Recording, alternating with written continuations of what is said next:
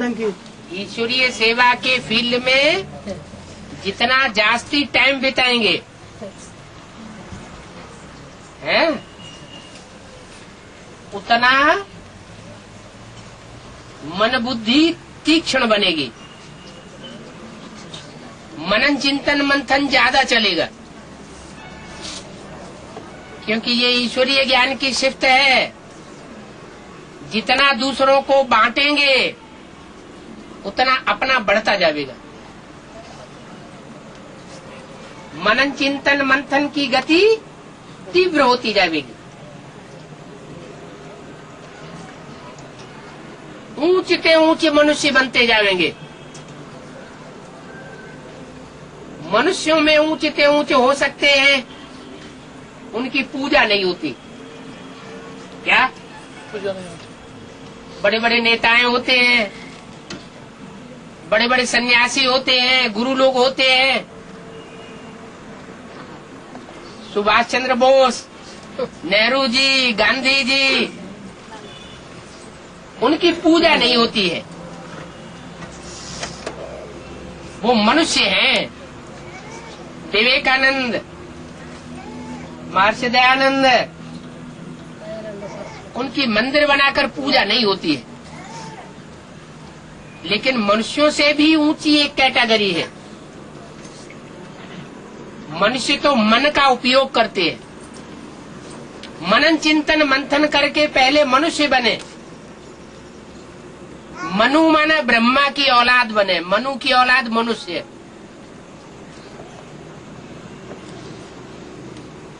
उसके बाद जब संपूर्ण मनुष्य बनता है तो संपूर्ण मनुष्य सो देवता। चाहे उसे मनुष्य कहो, चाहे मनु कहो, चाहे ब्रह्मा सो विष्णु को। लेकिन कईयों को मनु दिखाया है, कईयों को मनु दिखाया, मनु को कईयों को पता है। मनु ढेर सारे दिखाए हैं, तो मनुष्य ढेर है ना मनुष्य। तो हम सब अपनी अपनी सृष्टि रचने वाले मनुष्य हैं। 84 के चक्कर में पता नहीं कितने कितने लोगों के संसर्ग संपर्क में आए हैं। तो एक एक आत्मा रूपी सितारे में अपनी अपनी सृष्टि हुई ना। वो सृष्टि अभी सुख की बनाओ चाहे दुख की बनाओ, सुख की बनाने के लिए पहले पक्का मनुष्य बनना पड़े, मनन चिंतन मंथन करने वाला। और पक्का मनुष्य बनेंगे तब जब ईश्वरीय फील्ड में रहेंगे, ईश्वरीय सेवा में लगे रहेंगे। दूसरों के कल्याण में लगे रहने की बात नहीं है, वो अपना कल्याण है।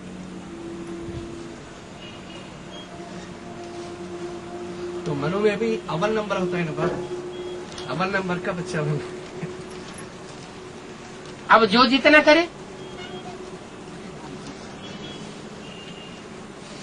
उससे ऊंची स्टेज है देवताई स्टेज। देवताओं में सबसे बड़ा देवता कौन? देवदेव महादेव। महादेव। तो ऐसा अगर लक्ष्य बुद्धि में रखा है तो महादेव जैसे संकल्प, कोई मनन चिंतन मंथन नहीं। मैं ज्योति बिंदु आत्मा और मेरा बाप सुप्रीम सोल शिव। मंदिर में दिखाते हैं ना, सोमनाथ के मंदिर में दिखाया था, लाल पत्थर का शिवलिंग था। लाल पत्थर इसलिए दिखाया कि शरीर में जिसके खून होगा तो अंदर कैसा रंग भरा हुआ है? लाल रंग। खून काला अच्छा नहीं माना जाता, तो लाल पत्थर दिखाया गया है।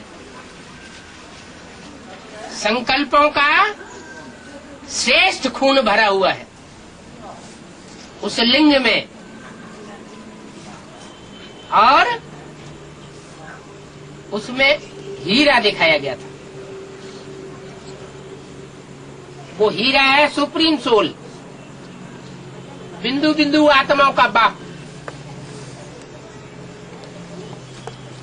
तो जो बिंदु बिंदु आत्माओं का बाप है वो निराकार कहा जाता है।